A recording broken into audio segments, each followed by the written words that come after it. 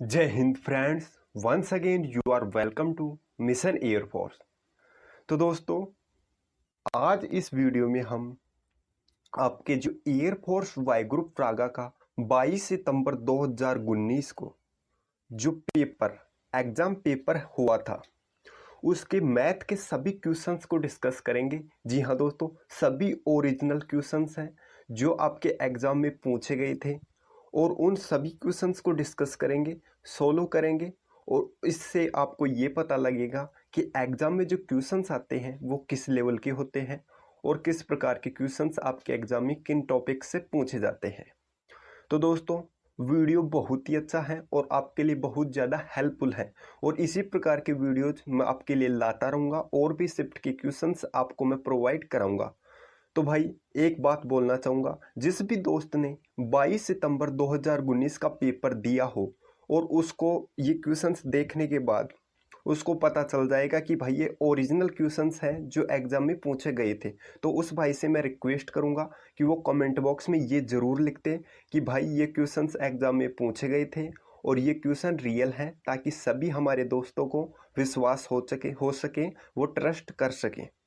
तो दोस्तों, आगे बढ़ने से पहले यदि अभी तक आपने आपके अपने चैनल को सब्सक्राइब नहीं किया है तो चैनल को ज़रूर सब्सक्राइब करें एयरफोर्स से रिलेटेड लेटेस्ट इन्फॉर्मेशन व स्टडी वीडियोज़ के लिए।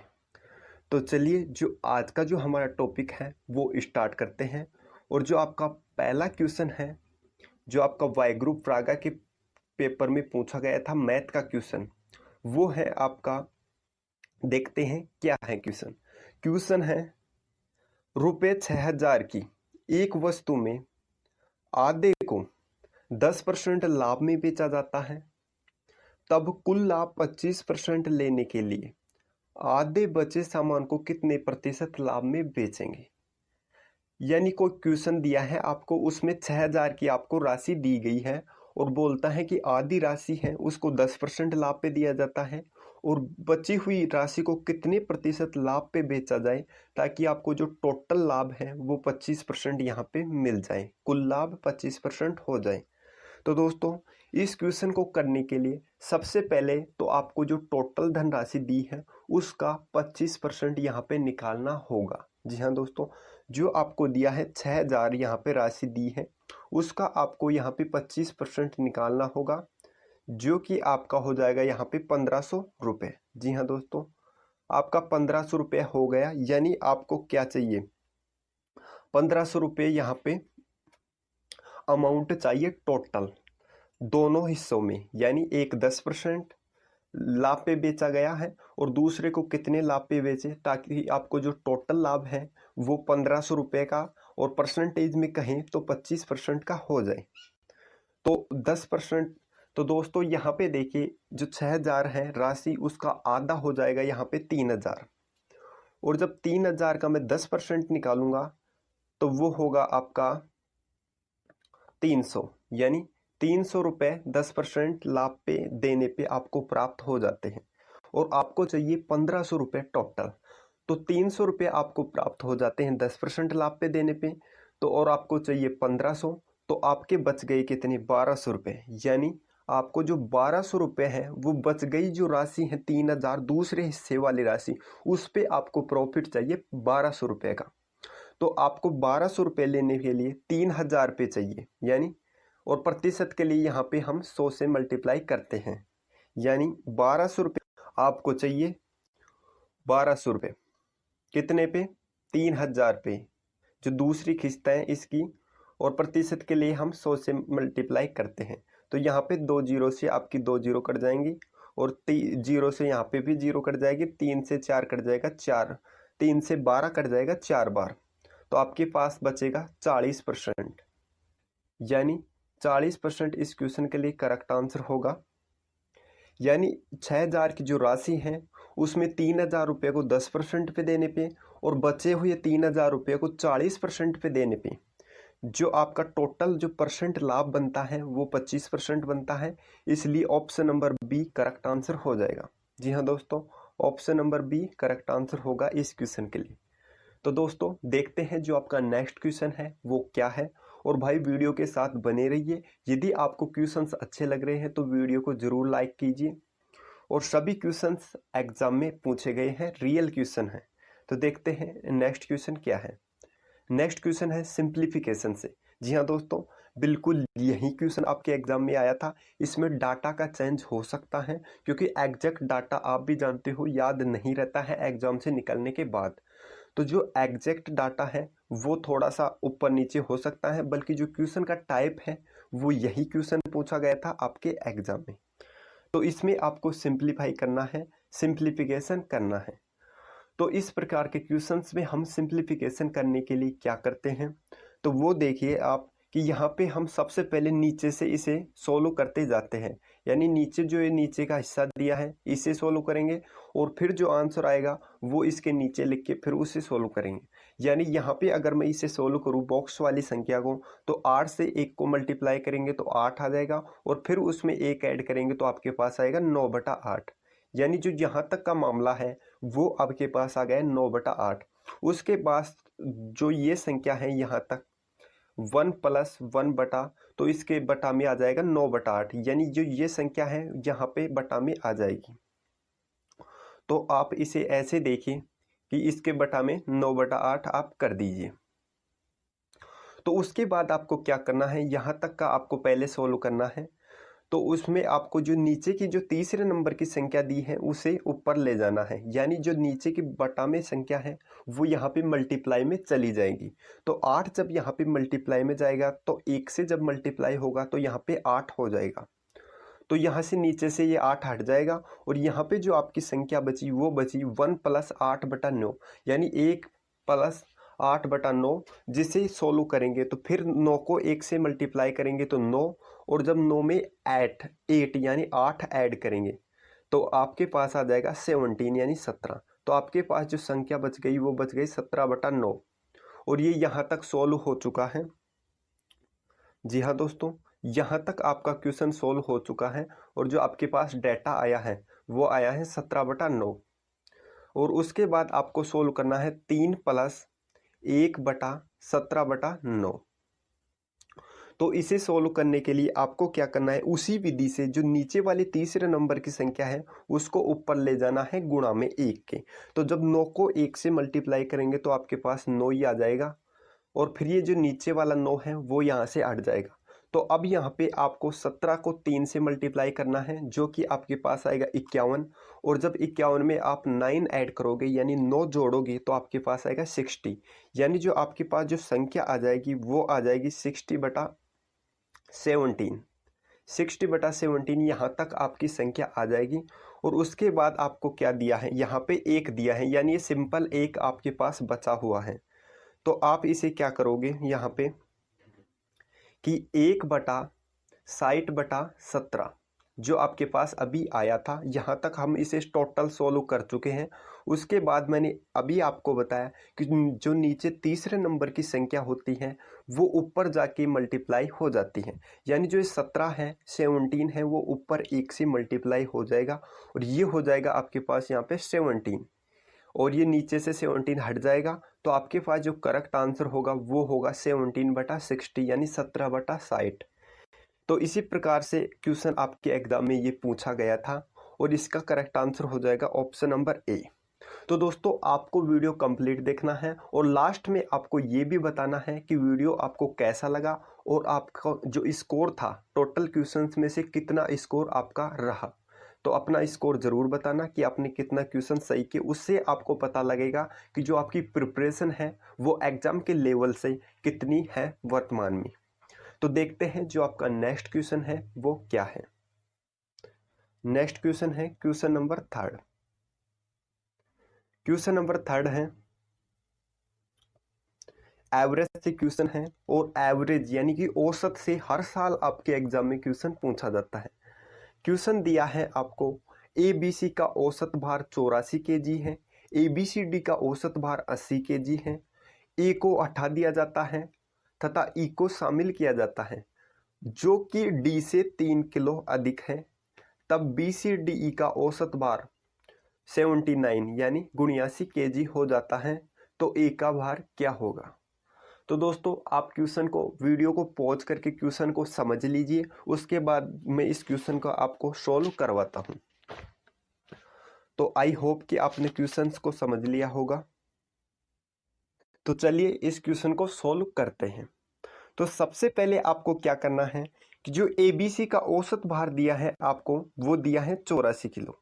यानी जो एबीसी का जो औसत भार है वो 84 किलो है, और जब तीनों के भार को ऐड कर देंगे यानी वो 3 से मल्टीप्लाई हो जाएगा 84 किलो, तो आपके पास जो टोटल जो वजन आएगा इन तीनों का वो आएगा 252 केजी।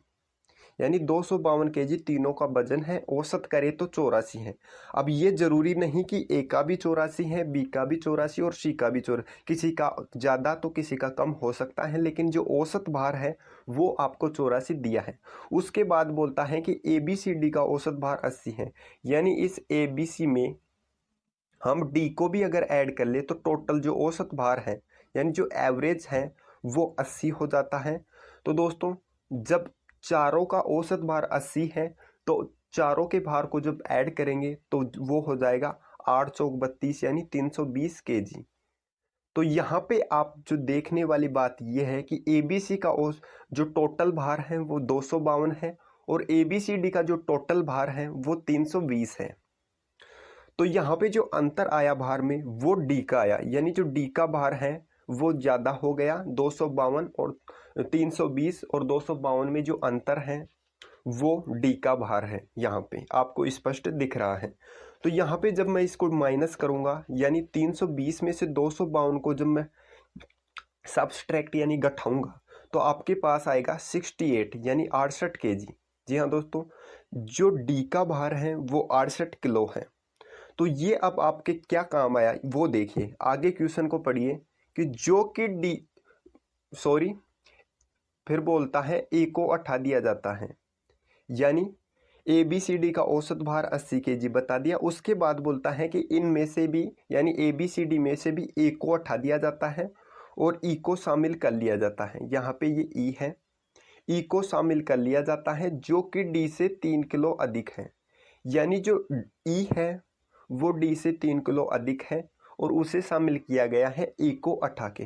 तो यहाँ पे देखिए जो डी का भार मैंने अभी आपको बताया कि इन दोनों का अंतर है वो है 68 किलो, और अगर डी से ई 3 किलो अधिक है तो वो स्वतः ही 71 किलो यानी 68 प्लस 3 71 किलो हो जाएगा। यानी जो ई है वो 71 किलो और जो डी है वो 68 किलो। तो यहाँ पे सॉरी यहाँ पे जो ए बी सी डी का जो भार दिया है, सॉरी बी सी और डी और ई का, यानी बी सी डी ई का जो भार दिया है हमें वो दिया है औसत भार 89 यानी 79 केजी।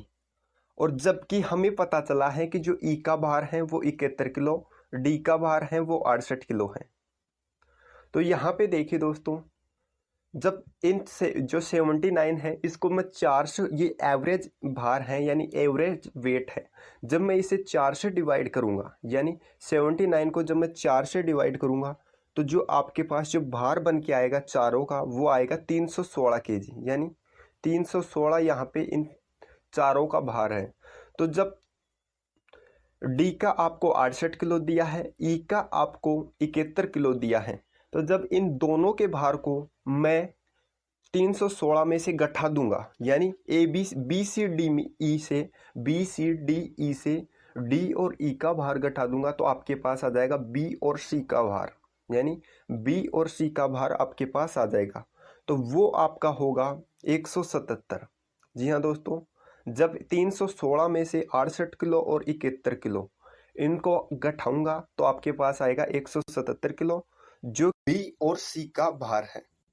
यानी जो 177 किलो जो वेट है वो बी और सी का यहाँ पे वेट दिया है, जबकि आपको शुरुआत में दिया था ए बी सी का औसत भार दिया था 84 किलो, और ए बी सी को जब 3 से मल्टीप्लाई करूंगा यानी तीनों के भार को मैं जोड़ूंगा तो आपके पास आया था 252 केजी। यानी 252 केजी जो भार आया था वो आया था ए बी और सी का। तो जब ए बी सी में से बी सी का मैं भार निकाल दूं तो आपके पास आ जाएगा ए का भार जो कि आपसे एग्जाम में क्वेश्चन में पूछा गया था। यानी ए का भार आपको निकालना था और ABC में से BC का भार आपको निकालना था। तो इसलिए आपका जो ए का भार था इस प्रकार से निकल के आने वाला था। तो जब 252 में से 177 को, यानी इसको मैं घटा दूंगा ABC के भार में से BC के भार को, तो जो ए का भार है, जो ए का वेट है, वो आपके पास आ जाएगा 75 kg, यानी 75 किलो। तो क्वेश्चन थोड़ा कॉम्प्लिकेटेड है, थोड़ा लेंथी भी है, टाइम टेकिंग भी है, लेकिन इसी प्रकार के क्वेश्चन एक दो आपके एग्जाम में देखने को मिलते हैं जो कि थोड़े टाइम टेकिंग होते हैं। तो बस आपको प्रैक्टिस करना है मैक्सिमम। तो इसी प्रकार से नेक्स्ट मैं आपको और भी शिफ्ट के क्वेश्चंस प्रोवाइड कराने वाला हूं, वो ऑथेंटिक क्वेश्चंस होंगे। तो चलिए नेक्स्ट क्वेश्चन देखते हैं।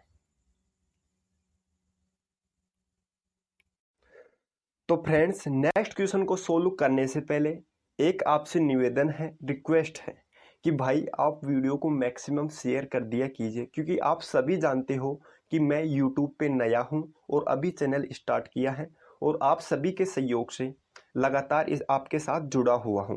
तो भाई हमारे 60 कंप्लीट वीडियोज हो चुके हैं, यानी 60 वीडियोज मैंने अपलोड कर चुका हूं आपके एयरफोर्स वाई ग्रुप से रिलेटेड और रागा और इंग्लिश से रिलेटेड वोकैब से।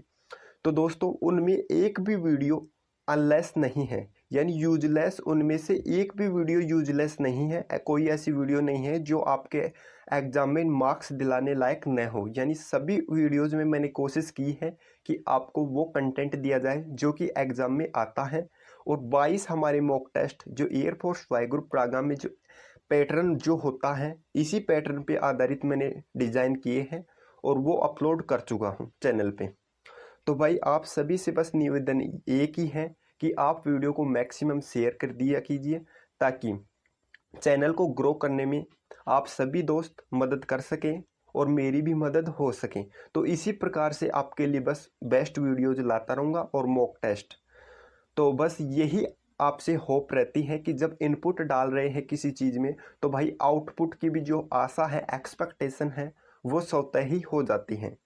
तो बस आपसे यही आशा है कि आप वीडियो को मैक्सिमम शेयर करेंगे और भाई को सपोर्ट ज़रूर करेंगे।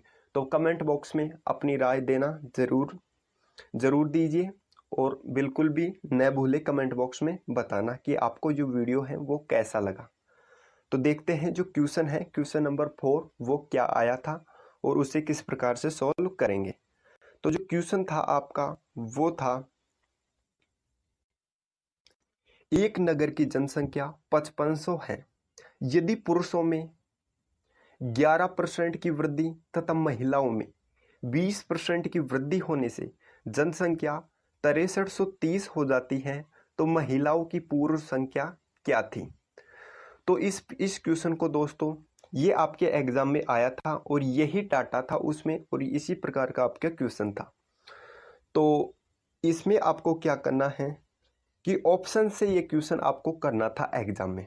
यानी मान लीजिए जो टोटल जो जनसंख्या है वो 5500 है और पुरुषों और महिलाओं की जनसंख्या में वृद्धि दी गई है और आपको लास्ट में महिलाओं की जनसंख्या पूछी गई है। तो टोटल आपको दी है 5500 और उसमें मान लीजिए जो महिलाओं की जनसंख्या है, ऑप्शन नंबर ए ले लीजिए, 2500 है। यानी अगर महिलाओं की जनसंख्या 2500 है 5500 में, तो 3000 जो जनसंख्या बच गई वो किसकी हो गई, पुरुषों की हो गई। यानी ये पुरुषों की और ये महिलाओं की। 2500 जनसंख्या थी महिलाओं की और 3000 थी पुरुषों की मान लीजिए।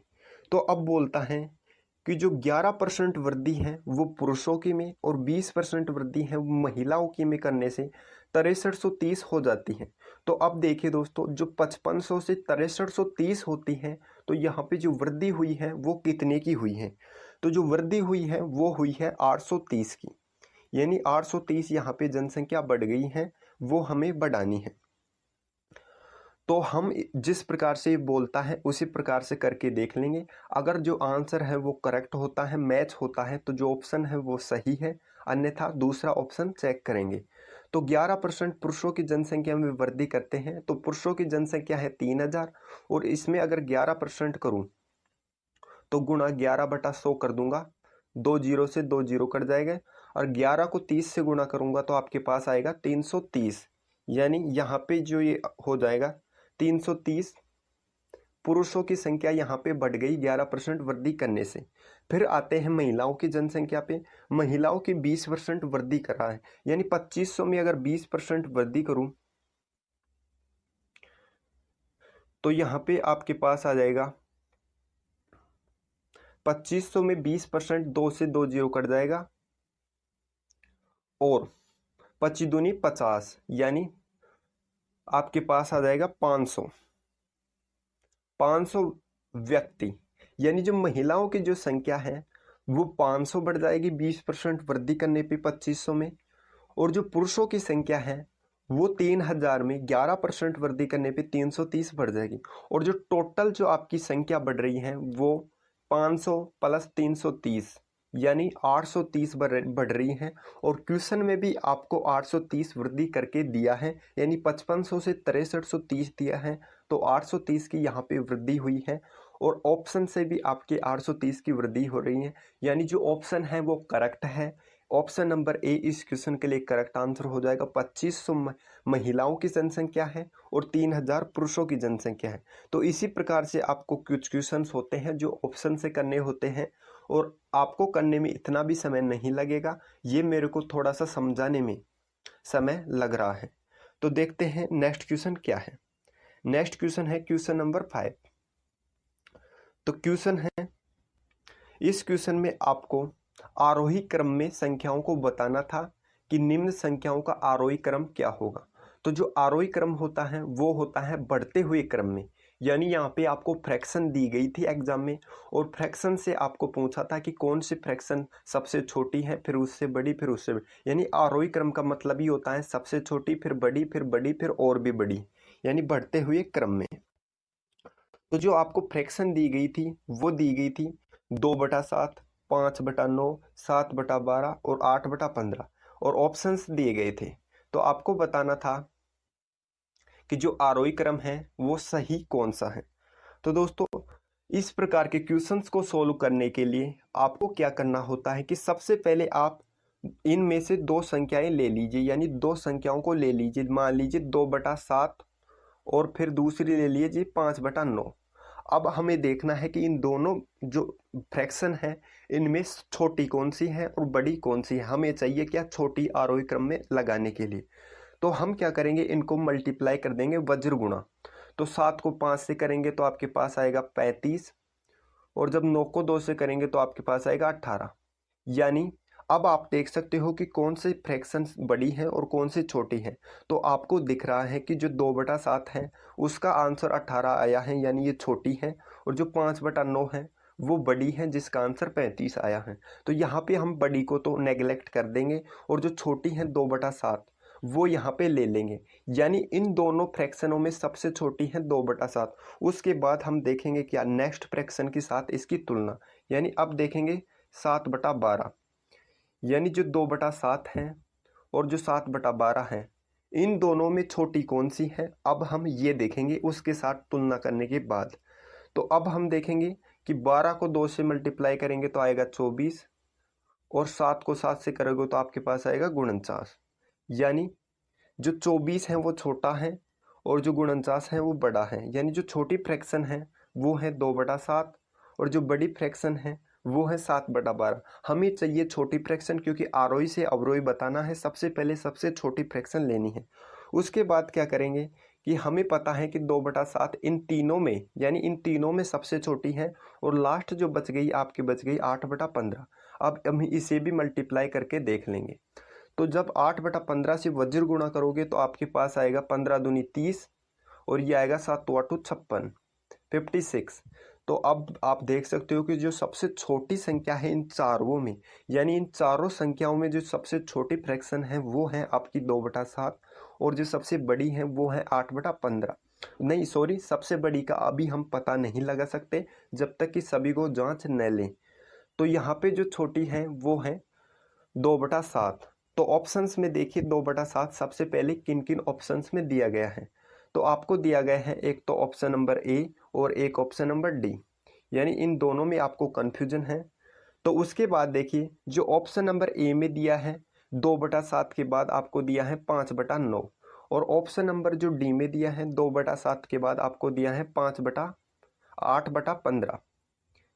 तो अब आप ये देख लीजिए कि इन दोनों फ्रैक्शनों में से छोटी कौन सी है। जो छोटी फ्रैक्शन होगी वो ही 2/7 के बाद आ जाएगी। तो और आप सभी को चेक करने की जरूरत नहीं पड़ेगी, ऑप्शन से ट्राई ऑप्शन से इसी प्रकार से आपको सोल्व करना है। तो जो 15 से अगर 5 को करूँगा तो ये आपके पास आएगा 15 पापी चित्र यानी 75, और 8 से 9 को करूँगा तो आ जाएगा आपके पास 79 72, 8 नाम 72। तो अब आप देख सकते हो कि जो छोटी संख्या है वो कौन सी है, यानी जो छोटी फ्रैक्शन है वो कौन सी है इन दोनों में, 5/9 में और 8/15 में। तो जो छोटी फ्रैक्शन है वो है आपकी 8/15, जो कि ऑप्शन नंबर ए में नहीं दी है, ऑप्शन नंबर डी में दी है। इसलिए जो करेक्ट आंसर होगा वो होगा ऑप्शन नंबर डी। तो दोस्तों ये थे आपके क्वेश्चंस जो आपके 22 सितंबर 2019 के सेकंड शिफ्ट एग्जाम में पूछे गए थे, एयरफोर्स के वाई ग्रुप के एग्जाम में। और भाई कमेंट बॉक्स में ज़रूर बताना जिस भी भाई ने एग्जाम दिया हो कि ये क्वेश्चन रियल है, आप याद करके ज़रूर बताना कि यही क्वेश्चन आए थे। भाई श्योर है 100%, मैंने पर्सनली एग्जाम दिया था और पर्सनली ये क्वेश्चंस मैंने नोट कर लिए थे उसी समय जब एग्जाम दे के आया था घर पे। तो भाई सारे क्वेश्चंस ओरिजिनल हैं, और इसी प्रकार से और भी शिफ्ट के मेरे पास क्वेश्चंस हैं वो मैं आपको प्रोवाइड कराऊंगा, मैथ के, रीजनिंग के और आपके जीके जीएस की जो सीरीज चल रही है उसमें। तो भाई आपसे बस यही एक्सपेक्टेशन है कि आप वीडियो को शेयर करेंगे, लाइक करेंगे और चैनल को सब्सक्राइब करेंगे। तो चलिए दोस्तों मिलते हैं नेक्स्ट वीडियो में इसी प्रकार एक अच्छे कंटेंट के साथ। तब तक के लिए जय हिंद जय भारत।